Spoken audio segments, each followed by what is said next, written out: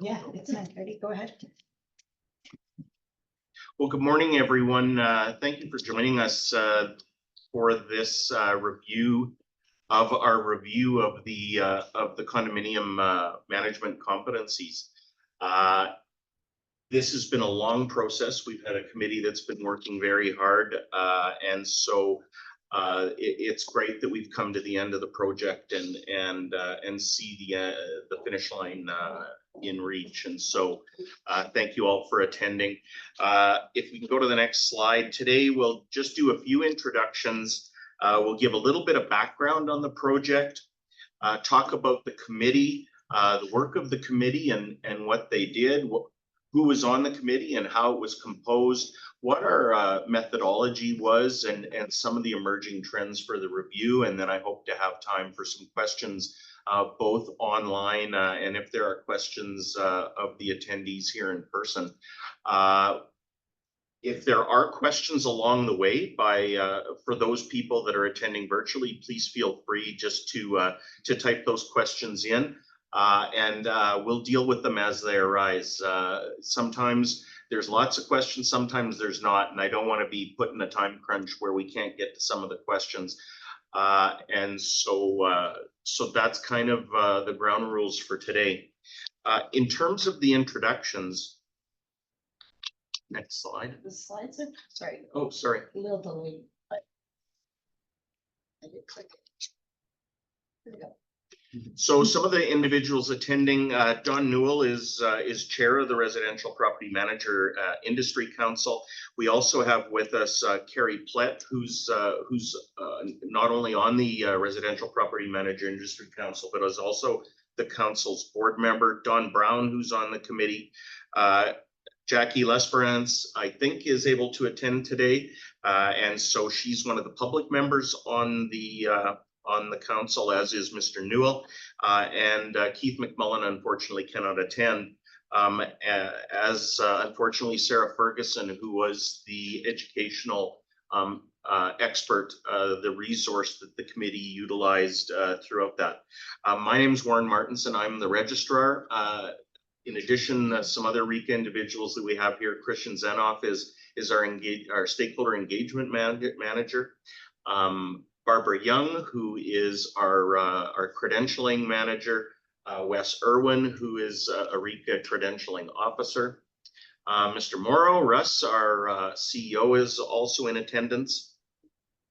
And so we've got good attendance. I was saying there were about 97 people that had signed up, and that even if we only get 40 or 50, that's darn near 10% of the entire licensing force for condominium management in the province. And I think what it really demonstrates is there's been really good engagement from the licensees in the industry.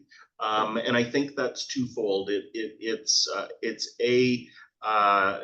We've gone through a lot of changes in the last little while, and licensing has been top of mind for the past 3 years.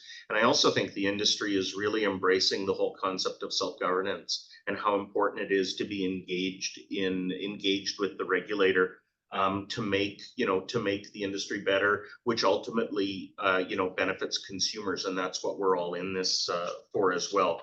So thank you all for attending. The next slide, please. So in May of 2023, the Real Estate Council Board of Directors, they established a condominium property management education competencies ad hoc committee. A mouthful? Yeah, that was a mouthful. And it was promptly brought to my attention, we shouldn't call it condominium property management, it should be condominium management. So that's sort of how we went through. The Residential Property Manager IC Council, though, is the body that ultimately is responsible for approving the competencies. They did so earlier on when licensing first came in. The committee then got together recommendations that were made by the committee, proceeded to the council for approval, and what ended up happening after, I think, one meeting and then two special meetings, or maybe it was two special meetings, the condominium management, or sorry, the Residential Property Management Council approved the 3 blueprints. And so it's that work product that we're talking a bit about today. And when they approved them, they knew it was a work in progress. Oh, yes, it was definitely always going to be a work in progress. So what we're talking about today is condominium management services, and really under the act, that's just collecting, holding, or dispersing funds levied by the Condo Corp, enforcing the bylaws of the rules, negotiating or entering into contract, and supervising employees hired by the Condo Corporation. So it's looking at those sort of definitions that really form the basis of what the competencies needed to say, and how we were able to introduce the new licensing levels and introduce the competencies and the exams. So everything is really revolves around this definition of condominium management. Next slide. So a committee was formed, and I should say at the beginning, I can't thank the members of the committee enough for the work that they did. I've got a slide, maybe if I can just skip forward one and I'll come back to this. So there were 2 condominium manager brokers and 1 associate condominium manager. There were representatives from the associations. There were representatives from each of the course providers. I chaired the committee, and as I mentioned before, Sarah Ferguson is an educational expert that provided some really great administrative work for us and sort of marshaled all of the materials. And again, I can't thank the committee members enough. I think the people in attendance, Amanda Blacktop was a committee member from Haskayne. Elena Coots is here. She was there on behalf of the CCI North chapter. Jen Martin with the Association of Condominium Managers of Alberta. Jeremy Dalgleish, who is with CCI South. Verna Wu Penner is a condominium associate with Simcoe Management.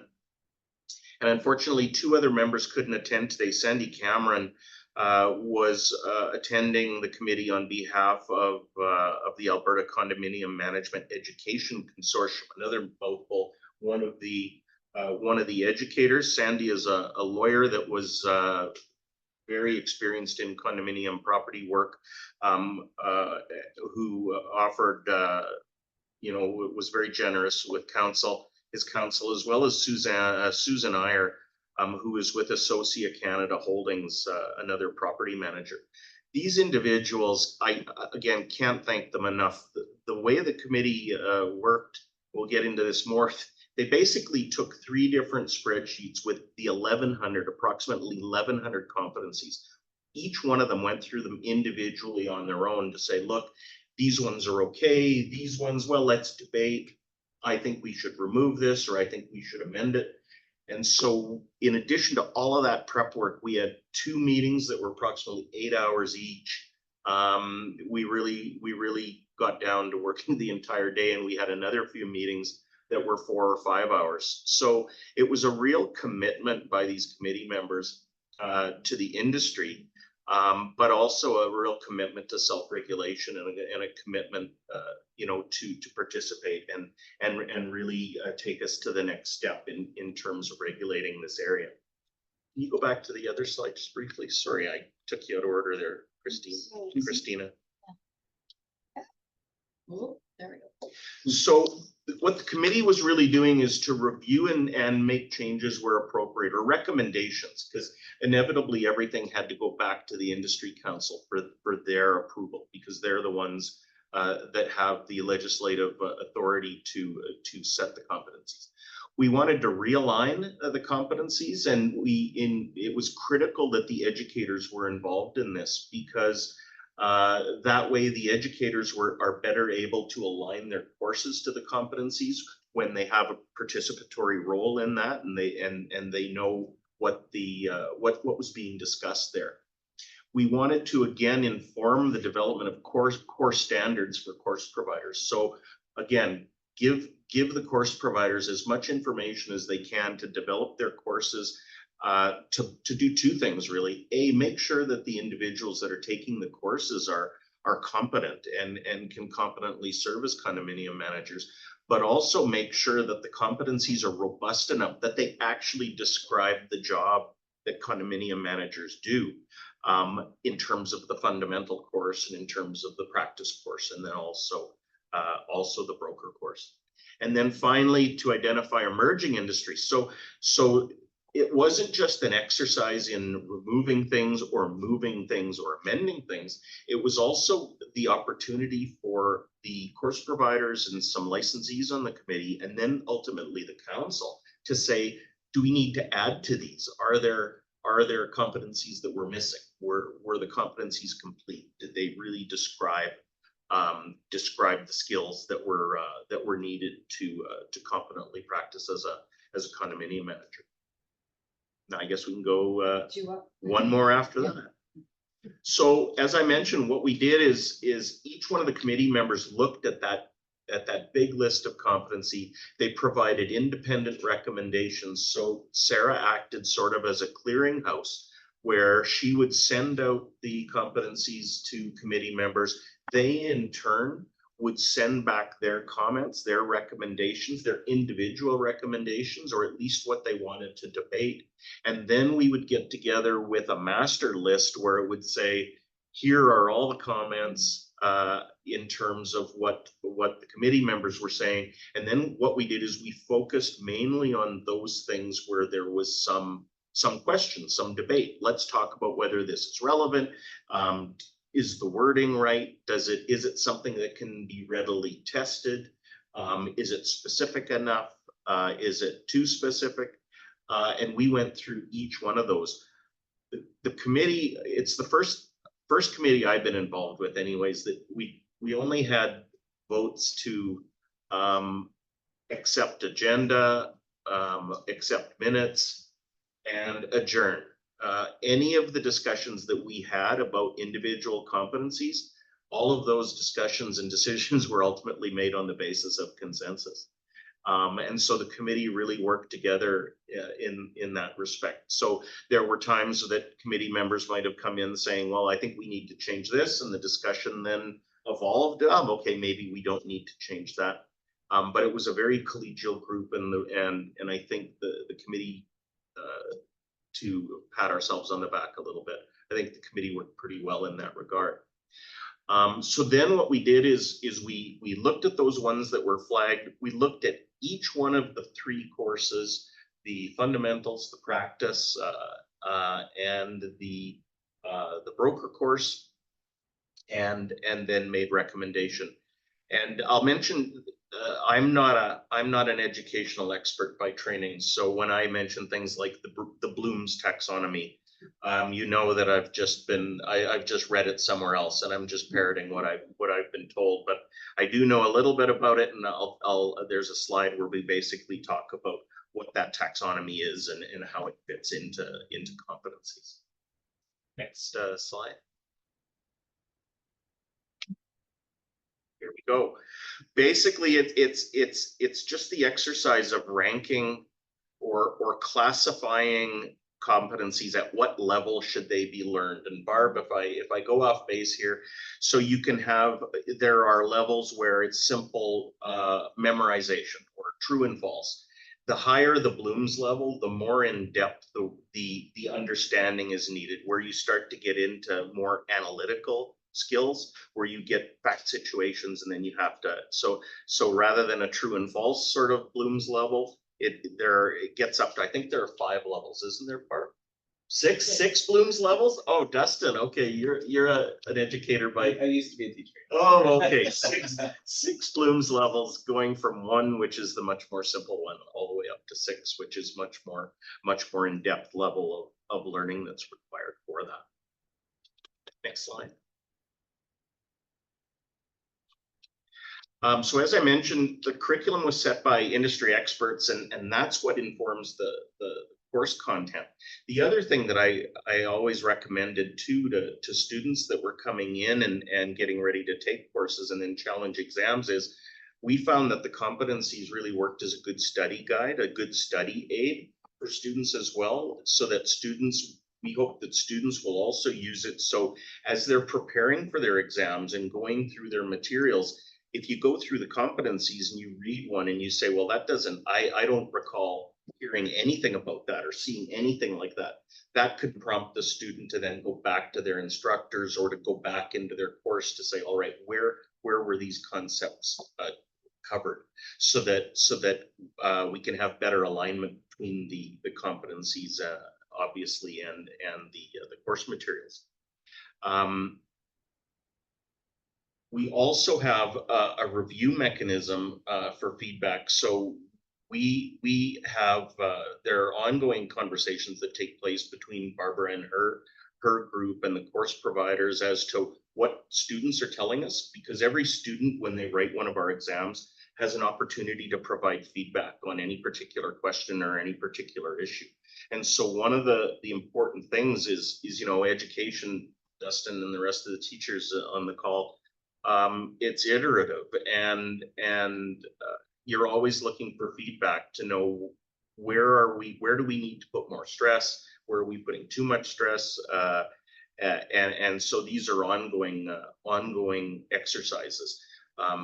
Educators are also on an ongoing basis reviewing their material, refining it, adding to it different study methods or different things in their material, like quizzes and stuff like that. So they're always changing other courses as well. And internally, while the competencies don't change a great deal, we're also in the process. We also are in the process. We're always looking at developing new questions, refining questions, analyzing how people are doing.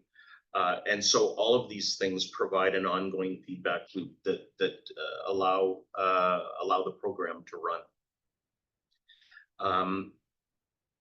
The one thing that did guide the committee, and Sarah was very clear with us on this, that competencies needed to be clear, specific, and measurable. So one of the things that the committee noted, there were a number of competencies that might have referred to certain standards.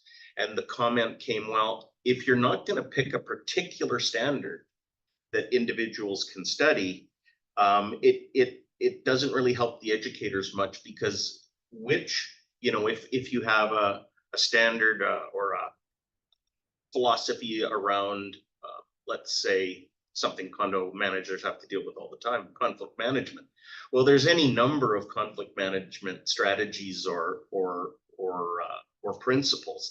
Unless you pick one, it's difficult to test on those things. So the committee was very clear and came back to this again and again when we went through the competencies. Were they clear? Are they specific? And are they measurable? Now, specificity can only get so much. We don't want the exam to simply be a memorization exercise. We also approach these things by they're thematic. They're trying to get people with skills so that they can analyze situations and then get to the best appropriate outcome that's available. So we didn't want this. I think it's fair to say that the committee didn't want this whole process to be nothing but memorization, rote memorization, because it's really not a great way of formulating professional education. It's great in some classes in high school, and maybe not even now. The stress on memorization work is a lot different from the dark ages when I was at school.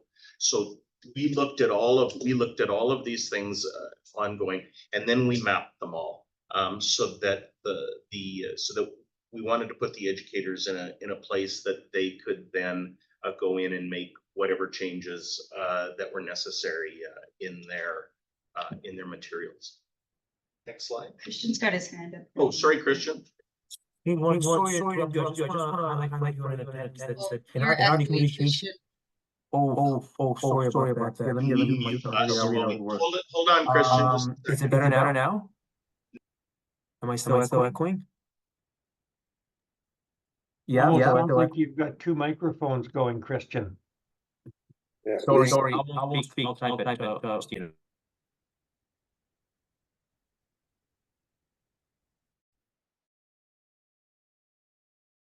Oh, he can't hear us. You can type it if you want, and I can read it. Okay. While we're waiting, I don't know how Christian types, so we'll go to the next slide and we'll wait for his. So the emerging trends that we saw was there in the 1,000 to 1,100 competencies, there were duplications. So if there was a competency that was relevant to one area or one type of skill, but it was also relevant to another somewhere else in the competency, it was repeated. We decided that it made sense to remove the redundancy or where things were repeated, because if you needed to learn them for one topic, then it was just felt that the redundancy just made the number of competencies too long. What we also did is we reorganized some competencies. So the committee, for example, looked at a number of skills where they said, you know, I think this more properly, it's not really, shouldn't be in fundamentals. This is more of an issue that should be dealt with at the practice level, or even more particularly dealt with at the broker course level. And so we spent a lot of time looking at re-examining that to make sure that were we testing the right competencies in the right level or right area? Is it more fundamental?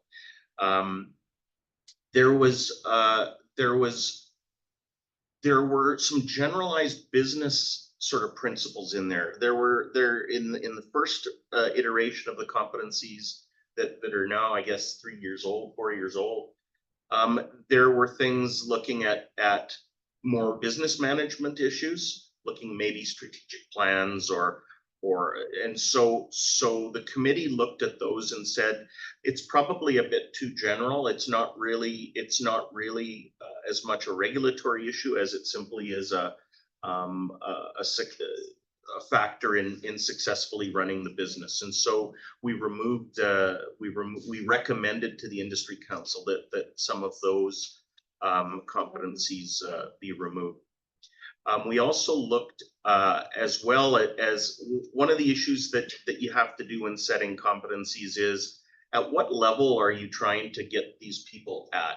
Obviously, people that have been in the industry for 20 years are going to have a whole different range of skill sets and experience. You're not going to be able to educate people to that level. It just doesn't work. Experience is what's going to bring you that. So the issue was also, what do people have to know sort of at the beginning stages? And also the debate that went on from time to time at the committee was, if we had, for instance, there were competencies around understanding some basic tax issues, because it has a budgetary impact on the condo corp, and is this capital expense? So there's a tension between, you want to give people enough information, but you can't expect people to be tax experts.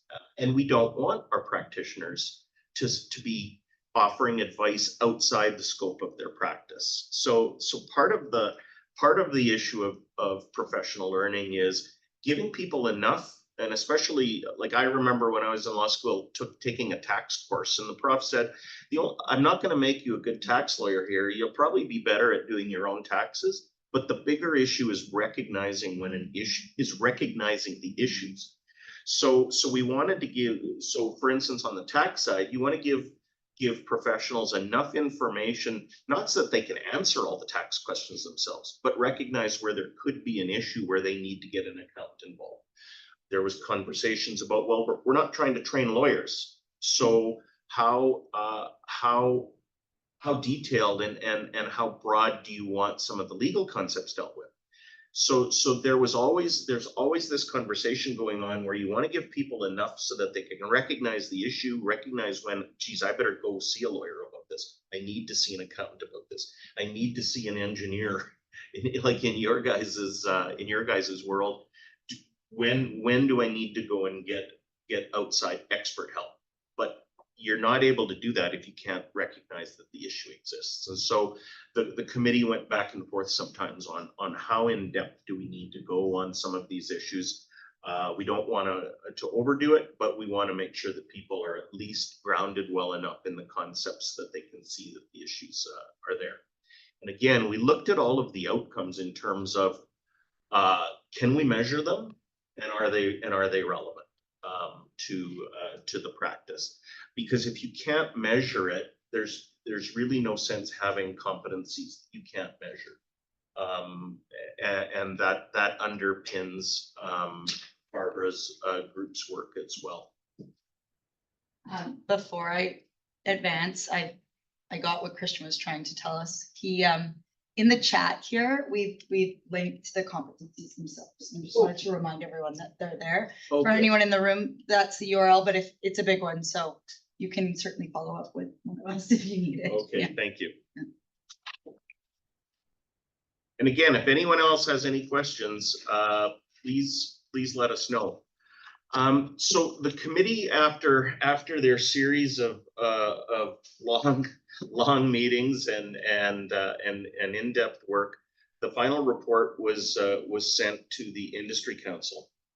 There were some additional changes that were recommended to the council apart from what the committee did. So, for example, if we removed or moved certain competencies that from a group, like there, what's the term, Barbara? There are subject learning outcomes, but there are domains. So the competencies are broken out when you see them into domains. That's the big heading, and then the subject learning and specific learning outcomes were following underneath that. If we moved certain specific learning outcomes so that there was only one thing left in the entire domain, when we went to the council, we said it doesn't make sense to leave one domain with just one competency. Let's combine it with another to make it a little bit easier to read. So there were changes like that were recommended as well. So the industry council looked at all of those in addition to the examination weightings. So the competencies that you'll see when you review them online, they not only have what the domain is, big heading, they have the specific learning outcomes, which are the smaller subheadings under that. There's also weightings where it tells the learner on the exams, this domain is gonna be, the exam is gonna be made up of this percentage. So that it again allows students to know going in, okay, well, if these concepts make up 15% of the exam and these other concepts make up 2% of the exam, it gives you a little bit of assistance in not only preparing for the exam, but also studying. So to know, where is the meat of the examination? Where is that going to take place? And so the board also, the industry council also did those weightings and approved those weightings. And again, there were, we amended them to a certain extent where, for example, if one domain had a certain number of specific learning outcomes before, and a few of those were removed, well, the weightings will have to change because you're not going to ask 20% of the exam if there are only 2 or 3 specific learning outcomes. So the weightings were amended to deal with that, as well as the council looking and saying, well, what are the important things? Where should we put more of our focus? Now, to allow current learners to complete the course, this was always the big thing too, is when do we make these effective? And a number of different options were spoken about. When the committee first talked about this, I was thinking maybe the fall, like after renewals take place, October. Well, Barbara's team gasped, as did the committee members who represented educators, because they said, it's all fine and good, Warren, for you to say, let's bring this in. But we need to make changes to our courses, the educators said. And the team inside RECA said, yeah, and we got to make changes to exams. And thirdly, and maybe probably most importantly, the courses are always, they're always under active enrollment. These aren't courses where you take a course, everyone starts in April. Like, people are starting all the time. So we needed to also give the students an opportunity to realize, okay, you're fine, you keep studying under the old competencies, but we'll bring these in at a later date. And so the date that was suggested by the educators And that met with our people's, our folks, was that January 6, 2025 would give everyone enough time to make whatever changes, amendments to the courses that need to be done, to allow us to make any amendments or changes to the exams that need to be done, and then also to give students some advance notice, so that we're not confusing them. So for those, anyone on the call that is having folks still are going through the program now, these competencies, while they're not huge changes substantively, just make sure that, oh, is the chatbot disabled? Yeah, I'll fix that. Okay. For those students that are currently in a program, those programs aren't going to be changing. Continue to study from the old program, and then once January comes, that's when they'll be effective, and we'll start moving forward with the new competencies. Now that, is the chatbot now on? It doesn't look like it is. It may have been disabled in the meeting setup. I'll make sure to get that link out to everyone. I can send it to all attendees. when we're It's done. tough though to get questions. The questions I think are working because that's where I got that from. It's just the chat. Oh, okay, Yeah. okay. So we're still able to get questions. Yeah. Ready for the next slide? Yep. Oh, here we have a question actually. Oh, Oh, Christina's just posted it there. Thank you, Okay. Christina. That's the question. So next slide. the links are all there in the question box now. Thank you.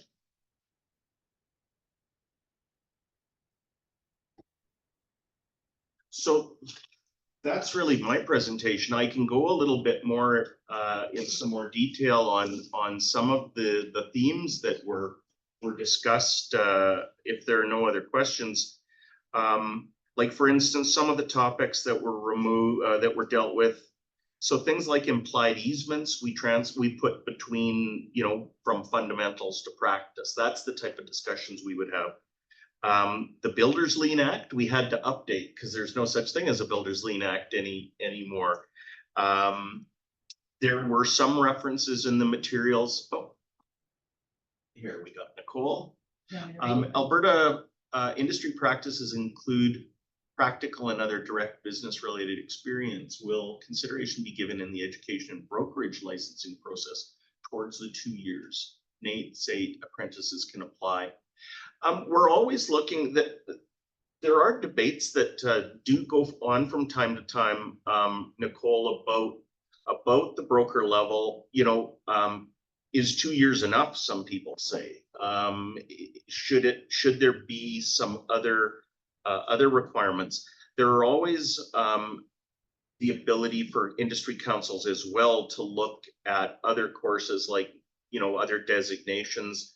To what extent do they prepare people for licensing? Are there Nate and SAIT programs that are separate and apart from? Around condos. Yeah, around condos. Okay. Not condo specific. No, condo. There's other things like contract negotiations. CCI would definitely have a number of them. Yeah. Years of yeah. And there are abilities. We do, Nicole, have the ability. There are individuals. There are rules that we have available to us that individuals can seek exemptions based on work experience. That the registrar has the ability to look at those to make decisions exempting individuals from either exams or courses or both. One of the things that we did when licensing first came in is there was a process in place where we looked at individuals' experience, because we were in a really unique situation regulating an industry that individuals had upwards of 20-25 years experience. And so we did institute a process where people could apply to exempt themselves from an exam requirement. We wouldn't exempt people from taking the course because I thought that it was important that people get the most up-to-date information, but we did exempt a number of people with significant industry experience for having to take certain exams. Robin, multiple documents like the Condominium Property Act are regularly available to people who are needing this information. Has there been any consideration to allow people access to these documents during the exam process as part of competencies, the ability to use information readily? Have we ever considered that yet, Barb? Well, it's something, yeah, it's always something that we can consider. So the idea would be allowing certain types of reference material. I think the thing that we would have to think about is what are those, we would probably, if we were to allow any reference material, I wouldn't want people to bring in their own, because I don't want to have proctors having to go over everyone's materials to see that, but that's something that can obviously be considered. And I remember back, I think, when I took criminal law, we were allowed to bring in a criminal code, but that was about it. Other questions? I would add, we did talk a little bit about it and said that the reality is nowadays, I can look anything up on my phone. I can keyword search the Property Act, the regs, and find what I need. So having that as a competency, being able to keyword search even potentially is a good option. And I think some of the discussion that went on in that regard too was again, we didn't want to have the competencies full of memorization work, because the understanding is that I don't need to memorize all of the sections of whatever today's version of the Builders Lien Act is. You know, I can go to it, I and just need to know it exists. Yeah. What is the topic? yeah, and again, trying to focus learners on spotting issues, because once at least if you can recognize that an issue exists, you're a good portion of the way down the road to dealing with it. If you can't even recognize that an issue is arising, that's when it really becomes dangerous. Any other questions? Don or Carrie, do you have, Don Brown and Carrie Plett, the members of the Industry Council are actually in the condominium property field. Don or Carrie, did you have any comments about the process or the end result or what you saw? No, I was very pleased with the whole process on it, Warren. I was very encouraged that there weren't a lot of wholesale changes to the competencies. That it kind of shows that I think we made a really good stab at it the first time around. And I echo what you were just saying about the we don't want people to understand and memorize the Builders Lien Act or the prompt payment legislation as it is now, or the OHS regulations. We just need the licensees to know that there is legislation there and where to go to find the information when they need it, because it does change all the time. So I'm very pleased with the whole process so far. Thanks, Don. Carrie, anything from you? No, as you had said, I really commend the group that reviewed the competencies and brought us the final, close to the final product. With the way we went through it, I think we've probably addressed most of the concerns that were out there. But as you noted, or I know we had talked about this before, competencies will continually change as the act changes or other legislation changes, case law, that sort of thing. So this is going to be an ongoing live document that will have to be reviewed on a regular basis and just updated as necessary. Thank you. I think the other benefit that this process has done or has given us is that even though the condo management sphere is the youngest in terms of the 7 sectors that we regulate here, the process that we went through is really leading the way in terms of how the other industry councils, like we know what worked really well in our review. We know what the challenges were. And as the other industry councils are working and maybe moving forward with their own competency reviews in the future, we've really developed, I think, a good precedent. And similarly on the licensing side, the condominium field, the condominium management side, we brought in that graduated licensing option where individuals can come into the industry, start working under very strict supervision requirements, but working while they learn. Because I think any educational expert I've heard really highlights how valuable it is to be immersed and working in something while you're also learning. So as long as you have appropriate safeguards. There was one more question I saw below. Yeah, there's a couple here. Oh, 3 more? Yeah. Nicole's the next one. Okay. With speaking to many people, it's been noted about the disconnect between the course and the exams. Is this something that will be reviewed?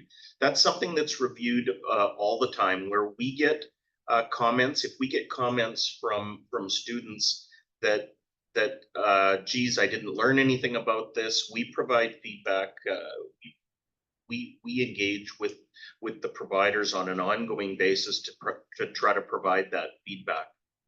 But that disconnect needs to be brought forward. Yes, yeah, it has. If there is a disconnect, we need to know about it. So the students telling us where those disconnects are. The other thing that we're going to be doing more of is looking at performance on a provider by provider basis, and hopefully providing a little bit more feedback to providers saying, here's where, if there is a trend, here's where your students seem to be struggling. They're struggling in this area or that area, so that I recognize the difficult job that educators have trying to develop a curricula around a competency, a simple competency. So we definitely want to work on that. Are we looking at the broker course with the passing rate currently? Yeah, the broker course is a little. It's not performing as well as the others.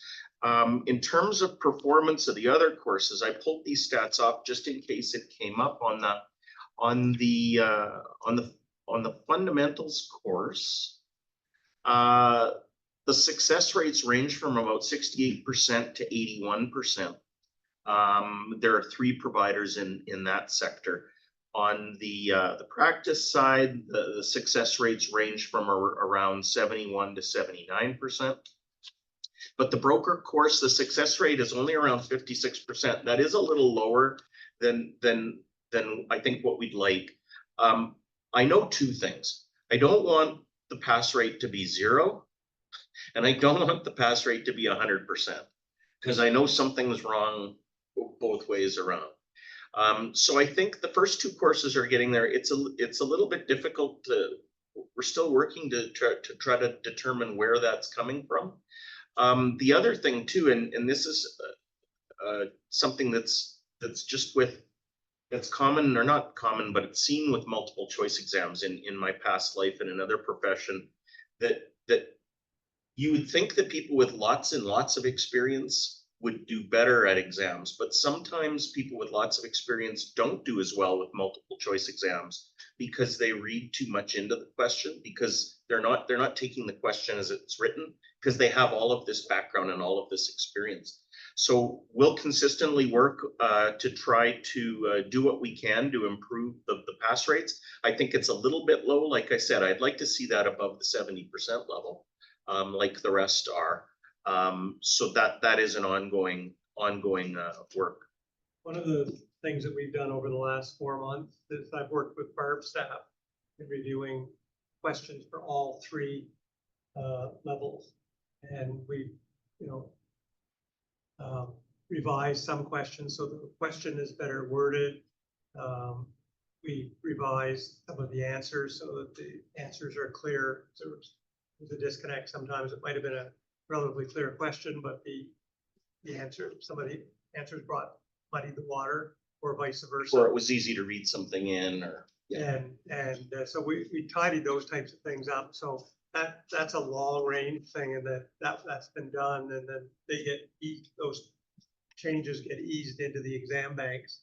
So they may have a slight effect on people writing in the future, and that any questions that were considered problematic would have been eliminated. Well, and that's only in the last 4 months, how many people have written the broker's exam, right? So that's not gonna. Well, that's right. Yeah, we're dealing with lower numbers as well. That's why I mentioned that, because, like I said, it's a work in progress. Like, we only have 120 exam attempts in the broker side.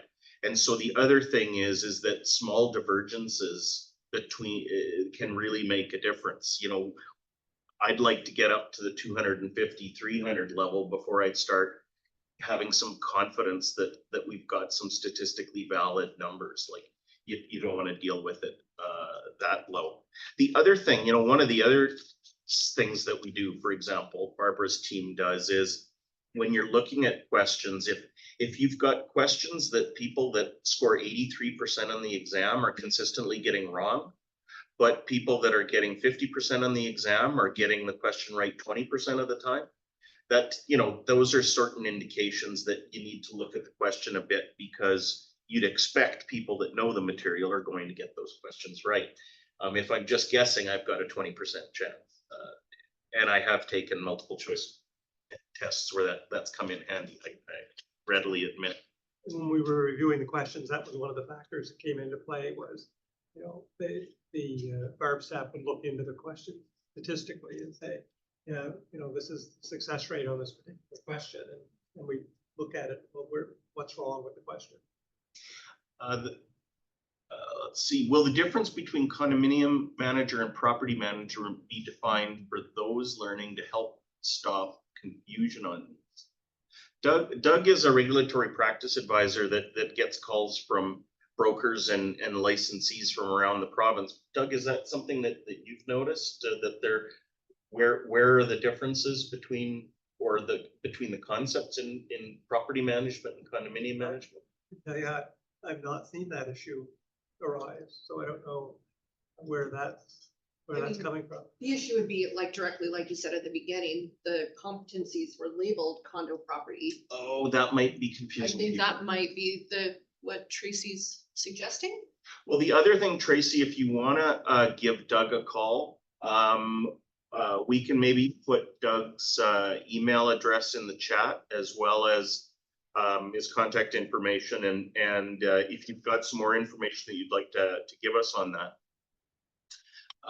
We did have some issues around the early implementation. I mean, because there were roughly half the brokerages that are licensed for condominium management were also already licensed previously as property management.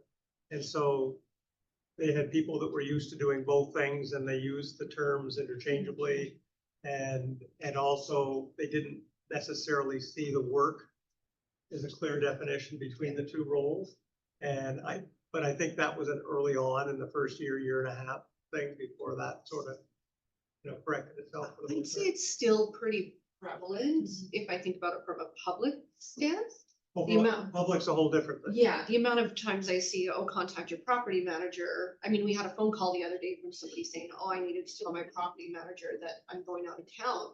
She's like, well, do you have a manager? Oh, no, it's you. She's like, that's not a me problem. I am your condo manager. So if the public's getting it confused, and the documentation with Rika, I think it's getting a bit better, but it used to be on the website, even condo property condo. And there really wasn't a clear delineation of the two branches.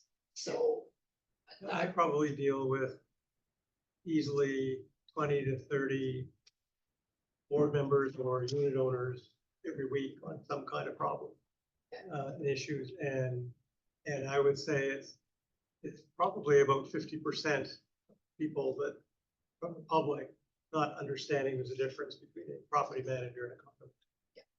Let's go back to the questions. I think before Robbins, there's one that condominium managers, mostly Jack of all trades, master of none. Are there new competencies ensuring there's an understanding of building systems, reading contracts, proactive maintenance?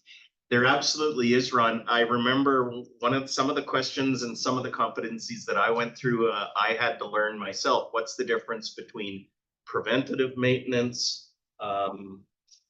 There's a whole bunch, there were different actual terms of different types of maintenance, so that, yes. And I think in terms of building systems, yeah, there were a number of competencies dealing with specific building systems around either HVAC or security systems, or there are competencies around building envelopes. We tried to get away. This was one of those areas where, so for example, might have been reference to codes, like building codes. Well, which building code? So we tried to get away from trying to test on specific codes, but look more in terms of topic, looking at building envelope issues. What issues can arise? Robin, you were talking about the cost. The cost to join MyRECA, I think that's the eligibility fee that someone has to pay to make sure that they're eligible. When RECA, in terms of the other costs, RECA was instructed by the government to divest itself from education. So from a regulator's point of view, we don't have any, we have no say on what the cost of programs is. Hopefully over time, the cost of programs might go down because the number of licensees we're hoping will increase. There is a dearth of condo managers out there. The industry definitely needs more.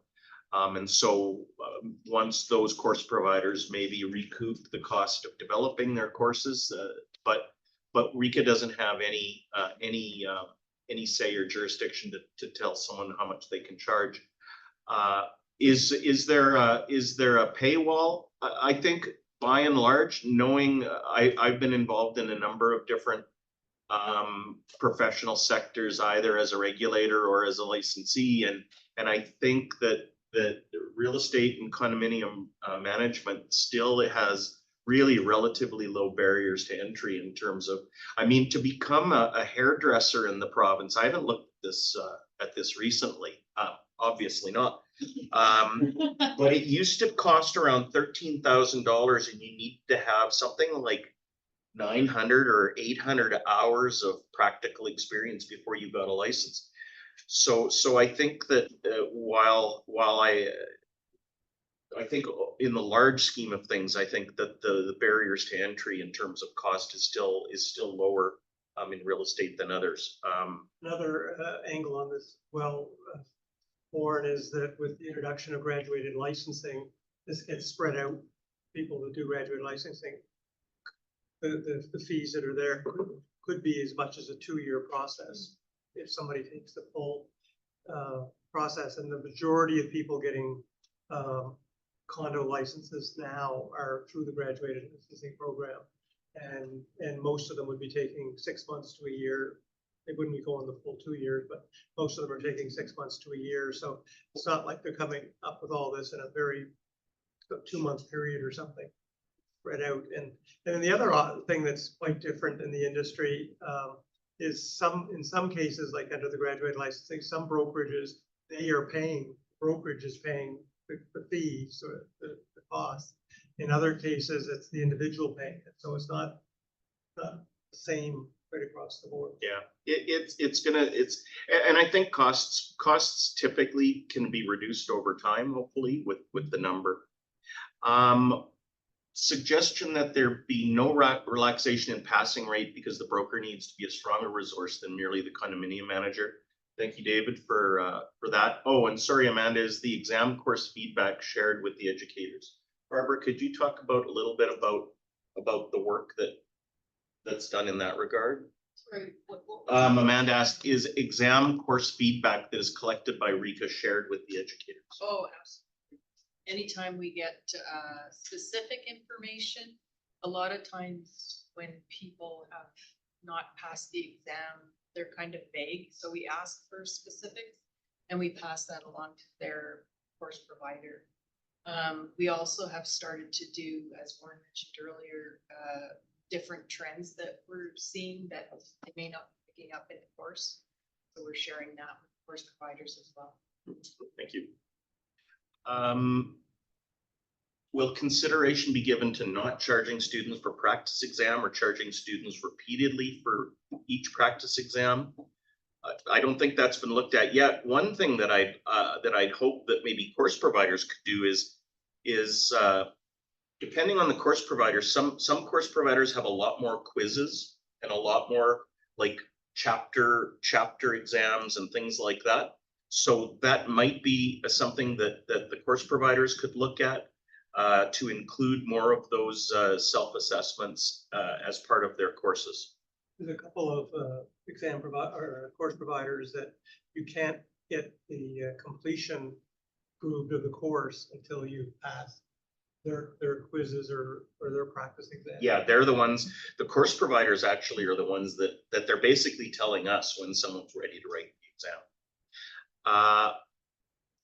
We still feel there's a disconnect between courses and exams. Please make sure that all courses cover all the questions. Well, we do what we can. When Rika was asked to divest, or not asked, when Rika was instructed to divest itself of education, one of the topics of discussion at the time is should Rika still have a role though in approving the course materials? And we were told in no uncertain terms that they didn't want that was a direction that the government didn't want us to be moving in. So we've got limited ability to actually, we can't require people to include certain things in our course. That's why I want to continue to have, I think this competency review process really opened the line of communications even more between educators and the associations and Rika. And I think we can really capitalize on those relationships that were developed through this process, and work closely together where we see issues of disconnect and try to give as much feedback as we can. But we're not in a position that we look at the course and we say, well, we don't think you have enough on this competency or that competency, or we believe this competency is missing. It's just not something that we're able to do. People with condominium license only are entitled they're regularly calling themselves property managers. Thanks, Tracy. We do expect licensees to make the distinction if they aren't property managers. We do have obviously a number of licensees who carry both licenses, but there are specific rules that we have that you have to hold yourself out in the manner in which you're licensed. So if you know of individuals that aren't licensed as property managers but are calling themselves property managers rather than condominium property managers, maybe give Doug a call or our compliance people. Normally, the way we handle these things, we don't go out with a hatchet. Normally, the way we deal with complaints that people aren't holding themselves out properly is we call them, we raise the issue with them, we say, hey, can you clean up your wording here a little bit, and we deal with that really on an educational approach. So please let us know. Similarly, Doug has done his best and the team has done their best to find all of the condominium managers in the province, but we still regularly are told anecdotally, hey, there's someone that's doing condominium management and they're not licensed. Please let us know about that, because that's part and parcel of professional responsibility in getting licensed. Again, the way we normally deal with it is we give the entity or the person a call. Sometimes they're just doing it as a favor for someone who's traveling and they're managing something. And usually all it takes is a bit of just a quick conversation to say, hey, you need to get licensed. Otherwise, we have to take other steps. If anybody comes across somebody using the terms wrong, property manager versus condo manager, just pop me an email, and if you've got a copy of an email or a correspondence or something, I'll contact that person and their broker typically, and you wouldn't come into it, like where it's come from isn't identified. It's just come to my attention that this term is being used and it should be this term. And it's usually corrected right away, and then that's the end of it. We see it sometimes on occasionally on websites as well, that somebody's got improper wording, a polite reminder, and they fix it, and that's the end of it. Robin, you mentioned, this may be outside this, but condominium managers will have to deal with the media from time to time. Has there been any consideration, of course, to help train managers to properly interact?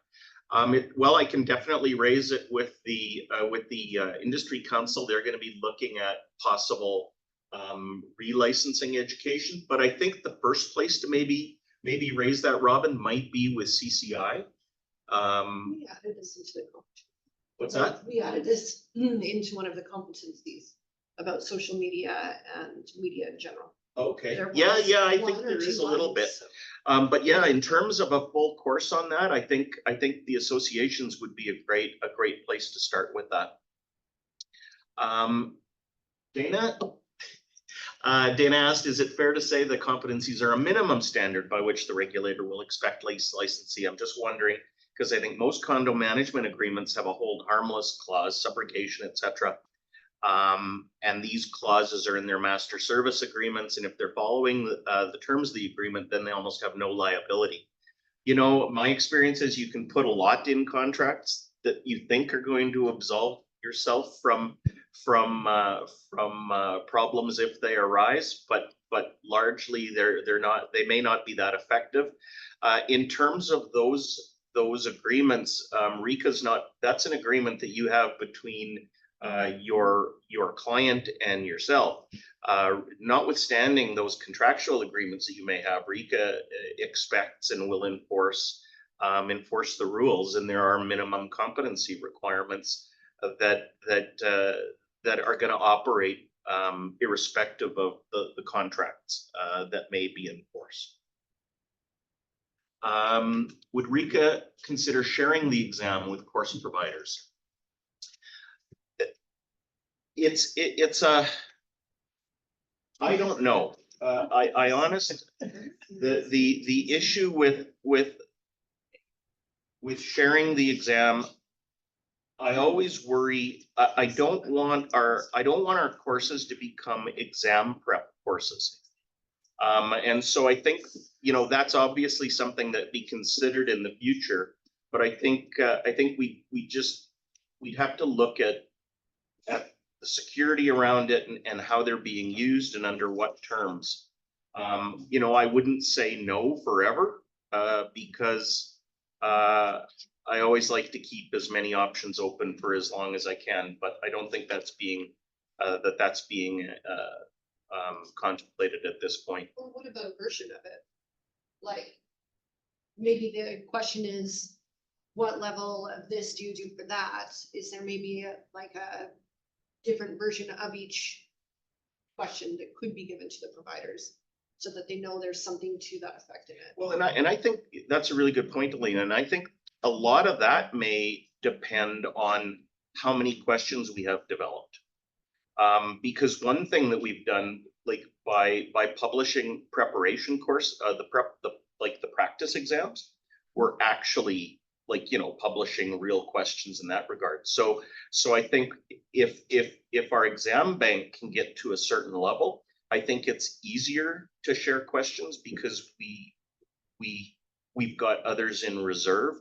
Once in a while, apart from trust funds going missing, one thing that keeps me up at night is our exams getting compromised. Because the worry that I've got is if an exam gets compromised, like we have some competencies that we have multiple exam questions for. We have other competencies where we don't have very many exam questions at all. And the worry that I always have is if an exam gets compromised, it's not something that can be fixed right away. And developing questions is an extremely time-consuming and expensive process. A little bit more about questions. Would they consider sharing questions? Other industries who administer standardized exams do this, etc. LSAT preparation. Yeah, I know, and I think the LSAT prep is a good example of having taken it twice. it's a good example of if you have enough questions, you have a lot more flexibility in sharing things. So for example, in the LSAT, I know, and I don't know if they still do this, even though there are a certain number of types of, like there are a certain number of modules, you actually take one module twice, a test on one module twice. And one of those is nothing but their pilot questions. They're new questions that they're trying out. So I think if we have enough questions, I think we have more flexibility to share more, so that we can still protect the integrity of the exam, but at the same time give as much information to the educators and the students as we can. Sorry, Tracy, we don't have the donuts for you.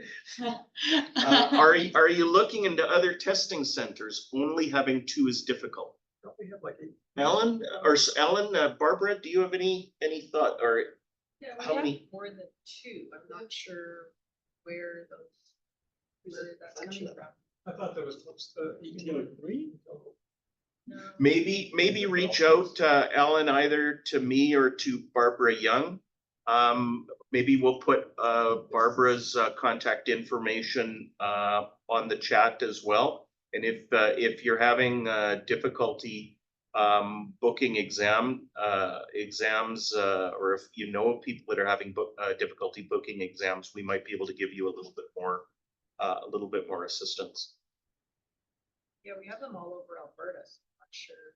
Do they all offer all exams or only certain exams? Well, they should offer. I think all of our providers or all of our exam centers offer any one of these. Thank you, Christina. You have SAIT, UC, and Reeves. I did one up Oh, off that's in like, Calgary. We have 4 now. We have BITS, Reeves, SAIT, and UFC. Okay, so maybe Alan. Oh, Alan. Okay. But then there's 3 in Edmonton, and then further all over Alberta. Okay. Yeah. Thanks, Alan, for that.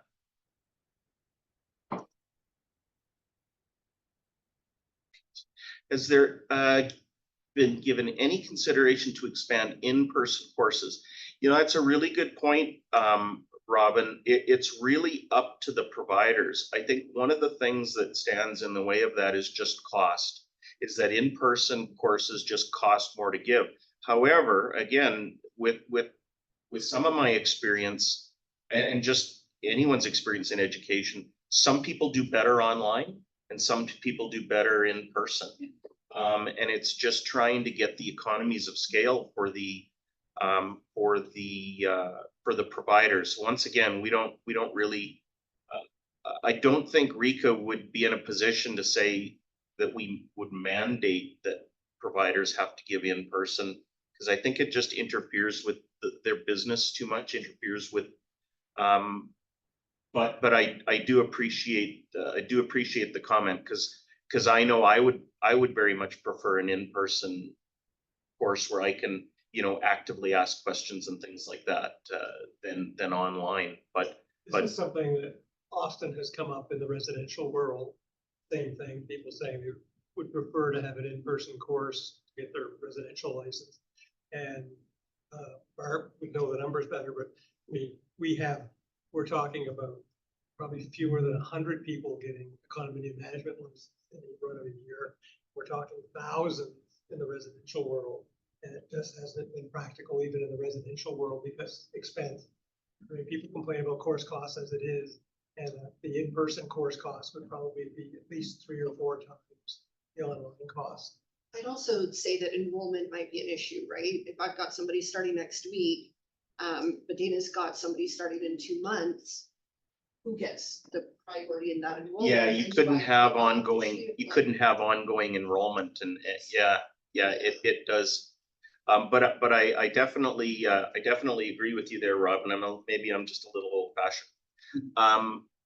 David, with regard to sharing exams, Rika's done a yeoman's job in establishing competencies list, which should provide a measurable assistance to both course providers and licensees. This is the folks at the town hall. Well, thanks, David. And again, I go back to the more that we communicate, the more that we have a great relationship with the course providers and have that open communication, and we're gonna again can try to continue to do yeoman's work in providing the feedback and where we can improve that.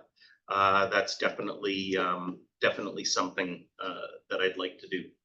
Janice Martinson, no relation, I don't believe. Can we get a copy of this recording? It's gonna be on our YouTube channel after. Oh, great. Well, I'm a YouTube star now. Yeah. Excellent. Hopefully that helps, Janice. Maybe you're a long lost cousin. Any other questions?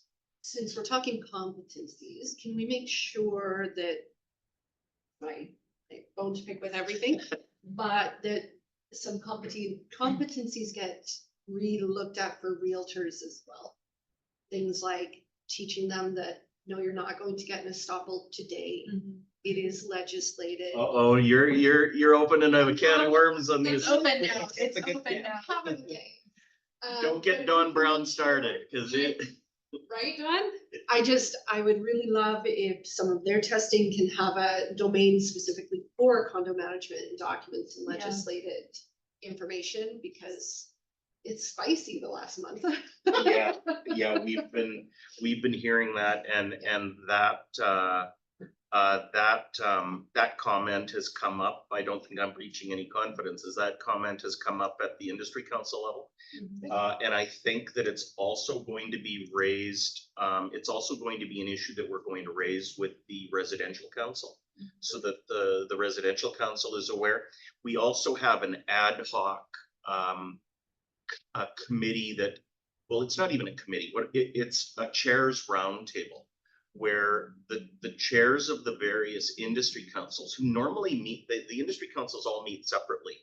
We've tried to get them together maybe once a year to start having, but we've instituted sort of an informal roundtable where issues that come up in one sector that impact another sector can be discussed amongst the chairs, so that you know, Carrie, for example, or sorry, Don Newell, the chair of the IC, when he's at that meeting, can say to the residential chair, hey, there's something going on with these estoppel certificates on the date of closing. And so we're going to be working with that. I think there's also a little bit of initiative that we want to have. We are going to have more conversations with the residential industry to maybe raise this issue, because this was recently included in the forms that the associations do. So we will be doing, and yes, Alan, that is a can of worms. I'm actually working on an information bulletin specific to this that talks about, if you list the condo for sale, here are all the things you should be considering. Please. Like a couple of them are, there's certain documents you should, as the listing agent, be getting in advance. Because it's ironic that, I mean, I always chuckle when I hear an agent complaining about not being able to get a condo manager to send them the bylaws. Well, they don't need to. They don't need to. They have accounts with land titles that they can more cheaply just go themselves and print it off of land titles than getting it through anybody else. And they know they're getting the most accurate current information by doing that. So there's a whole list of things for people when they list a condo to sale that you should do in preparation, so that things go smoother and you don't run into this log jam. Because, for instance, at most condos, the owners have copies of the minutes. As they've been approved and sent out. So they don't need to be chasing for the minutes at the last minute when a sale happens. And then there's the flip side of it. Here are things if you're representing a buyer, and I mean, they put in that you've got 10 days to review documents, but then they don't want to pay for the quick getting the documents. So it does end up taking close to 10 days to get the documents. Now they have no time to review them because they pushed it. So so I'm trying to create something that will be more of a guide to people involved with condos. So hopefully that will help. Can you also include the pricing? Like it's set, because we've got emails coming at us that we're, cash grabbing, and it's from agents. right? And it's like, and they're CCing the owners, they're CCing the public, and it's like, come on, like, it's legislative. Well, and if anyone has suggestions along this line, and again, to your question or your comment, Liz, shouldn't that be in the real education for realtors?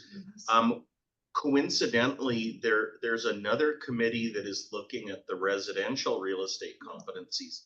And I think this is a good reminder to those of us that have access to what they're doing or the deliberations at the residential industry council that we should make sure that we include that. Robin, another comment about access to paper copies of the courses. You're a person you're exactly like me, Robin. I always like to have something that I can look through, like a book or something. But yeah, you're right. It's really up to the providers. It might be something that providers can consider for an extra fee, providing like a copy of their material. I know some providers are a little hesitant because they want to make sure that they're exercising enough control over their intellectual property that it doesn't disappear and that it doesn't become a black market sort of commodity that people are sharing between. But I do have sympathy with you on that. Education on the estoppel certificate versus disclosure statement. You hit the nail on the head there again, Alan. I think the committee spent a lot of time looking at those terms, especially disclosure statement. You know, we had a number of conversations where people, I guess it wasn't really a debate, but it was, okay, let's make sure if we're going to use that term, is it understood? Is there a common understanding of what's in a disclosure statement versus and the licensees, and Sandy Cameron, the condominium lawyer, had a lot to say on that issue as well. If you need another set of eyes done for your letter, should be email. And if the residential side, if you do want somebody from the condo side to have a look at the domain for their competencies, I'm sure the majority of us would happily. Well, that's one thing I found in this process, like I said, is that I think you're one of the most engaged sectors in terms of well, you're a smaller sector, but the amount of interest that we've had in this, the amount of people that have attended our town halls, the attendance at the broker meetings, broker forums that we have both in Edmonton and Calgary has always been outstanding from the condominium side. You, as a group, you really embraced the changes that Service Alberta introduced through the amendments to the Act. And for example, when we were looking at things like graduated licensing, getting feedback on that. One of the things on graduated licensing, not to get too off topic, but there were a group of brokers, I think, that Doug met with to say, all right, let's develop a list that if you have someone with a level 1 license who hasn't had any education, let's develop the list of what should they be able to do, what should they only be able to do with supervision, and what they shouldn't be able to do at all. And it was that sort of engagement with licensees that really assisted and allowed Doug to put together that list that allowed us to move down the graduated licensing route, to the extent that now there are other sectors that are looking at that as a almost like a test case, to like a pilot project. That's the way we treated this, to say, well, could you do that in the regular property management field? Could you do that in mortgage? Could you know, are there other sectors where we could do that? So again, the condominium management sector has really been leading the way in these things, and the other industry councils, and even on the property management side, member of council is definitely looking at that, and these pilot projects have really done a great deal. Since we're talking about estoppel, Ron says, could there be a requirement instituted when estoppel is ordered, the contact information of the new owner must be provided? Sometimes the information is not provided and the condo manager spends valuable time chasing this down. If provided at turnover, it would be so much easier. There are discussions underway in terms of the rules review, Ron, in having more clear or better rules around what documents need to be transferred and when, and in relation to when transfers of condo managers are taking place. You know, what needs to be done, because sometimes you need things, can't wait 30 days. So those things are being looked No, at. he's talking about sales.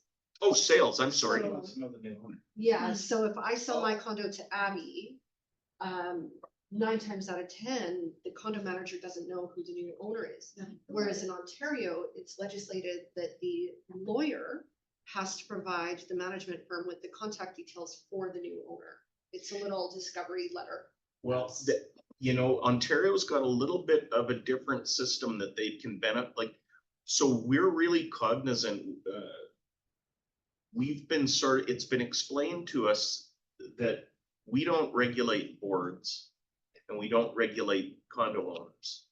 And so there's always a little bit of a hesitancy in moving into areas that are outside.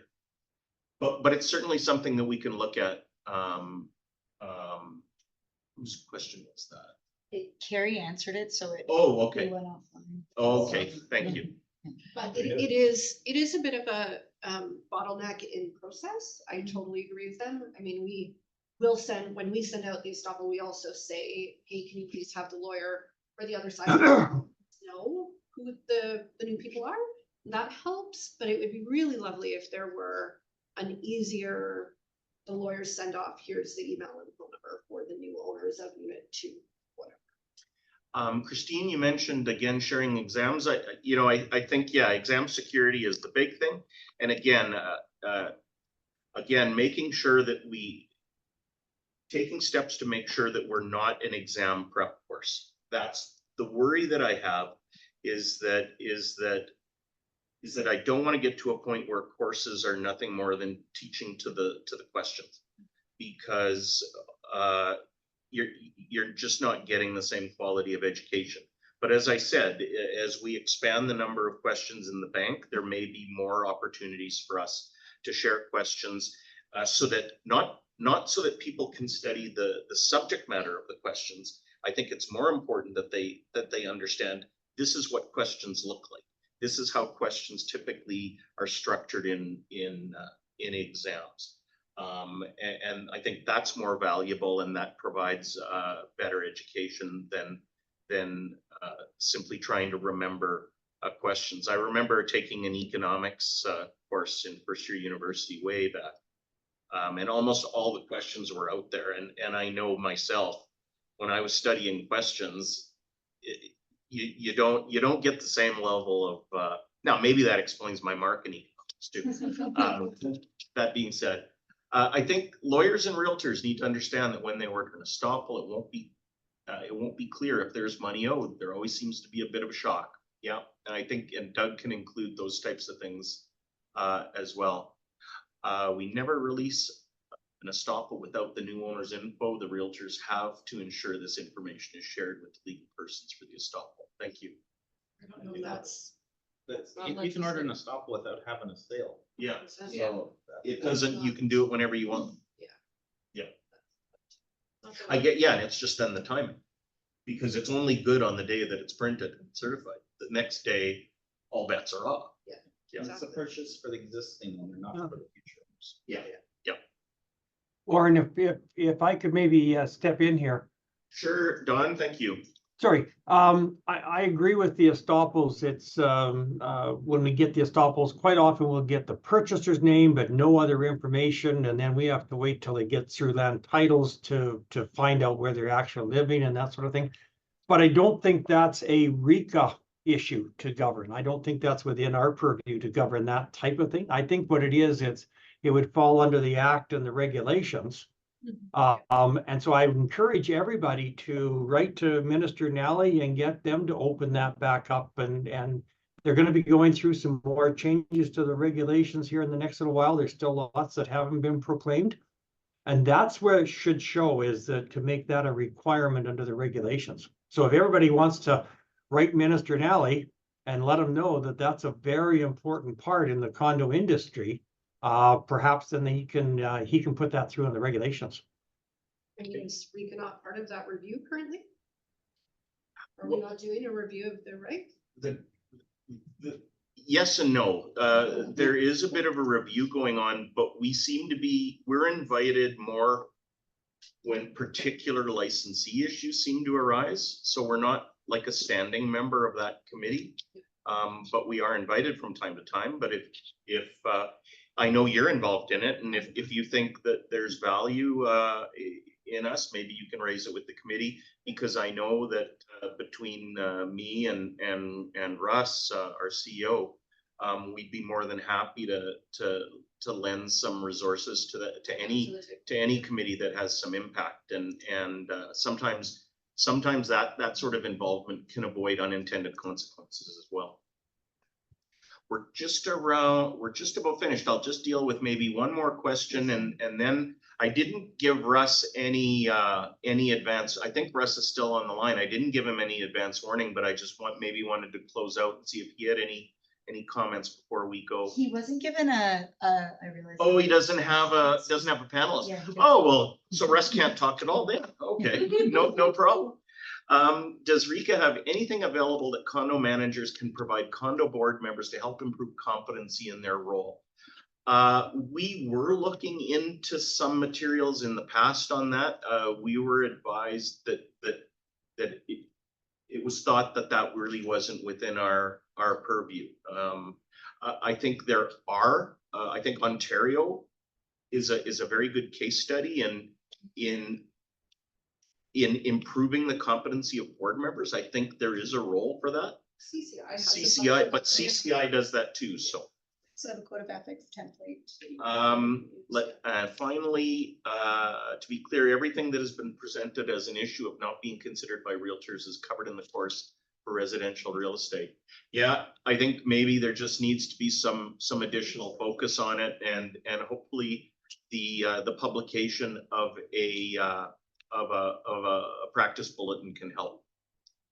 Using terms condo declaration, status certificate, asking for things that are Alberta versus Ontario or USA. So that's what we were talking about before. Yeah, making sure that you're right. But I don't think, at least in the questions, there were a couple of words that needed to be fixed, and that those have all been fixed. So that happened a long time. Oh, yeah. Well, we're basically at the end of the day. If there are any further questions that we don't get to, I think as in all town halls, Christina, we publish we show the questions, and then we also show the answers. If there are more questions that come in after the fact, let Doug know, and we'll get back to you individually. But I wanted to again thank you all for attending, those virtually and those that were kind enough to come here today. This is the end of a long, intensive project, and I think we all benefited. The industry is going to benefit from it, educators and students, but more importantly the public, because that's why we license. We want competent condo managers protecting the needs of their clients, and that's, at the end of the day, that's all of our goals. Once again, if there's any other questions that people have, please reach out to someone within Rika about this or any other matter. Our doors are always open in terms of getting feedback or suggestions or just any questions. And it always makes more sense if you've got a niggling issue that's in the back of your head that you're worried about. Doug's role is to be that sort of confessional where you can phone and you can say, this is what I'm dealing with, or is this problematic, and Doug can give you some advice on a without prejudice basis that's confidential. And we're not tribal criticism. And I always find, from my own when I was in private practice, and there are always those times that you're dealing with a problem issue, and 9 times out of 10, it's a lot it isn't nearly as bad as you think it is, and you can spend a lot of time worrying about things. So it's better to reach out and get some information if you have a regulatory concern or a compliance concern, because that way, you know, we can avoid problems and your clients can avoid problems, and you're not sitting there worrying at night, oh heavens, this happened, what am I gonna do? And it's much better to realize, hey, this isn't an issue, or no, here's how you fix things. And we're more than happy to work with you on that. So once again, thanks very much for coming, and we look forward to the next get together we have on the condominium side. Thanks. Thank you all. Thanks,